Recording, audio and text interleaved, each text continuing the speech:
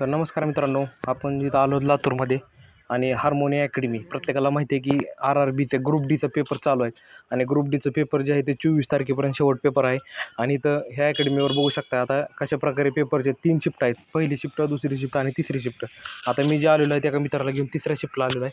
आणि बघा अशा प्रकारे ग्राउंड आहे, इथं रेल्वे स्टेशन आहे. पाठीमागे जर तुम्हाला येत असेल तर तुम्ही तिथं रेल्वेने देखील येऊ शकता, कारण की जे सोलापूरचे विद्यार्थी आहेत त्यांना लातूर सेंटर पडलेलं आहे आणि त्यांना कशा प्रकारे सोय आहे ती देखील तुम्हाला सांगणार आहे. कशा प्रकारे अकॅडमी आहे, ही अशा प्रकारे अकॅडमी आहे.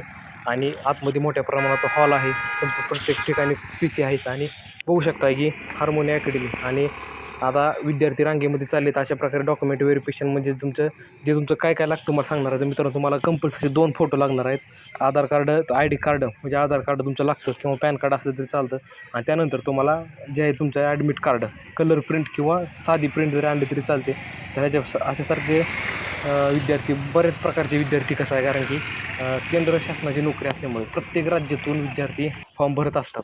आणि आपल्या महाराष्ट्रातील जर बघितलं तर सोलापूर जिल्ह्याचं तर बार्शी तालुक्यातील देखील विद्यार्थी तिथं लातूरमध्ये हार्मोनी अकॅडमीमध्ये परीक्षेसाठी आलेले आहेत. कारण की बरेच जणांचं सेंटर जे आहे सोलापूर सेंटर पडलेलं नाही, त्यामुळे लातूर हा सेंटर एकमेव पडलेला आहे. त्यामुळे इथं बघा काय एवढ्या मोठ्या प्रमाणात गर्दी आहे आणि बरेच विद्यार्थी पेपर देत आहेत.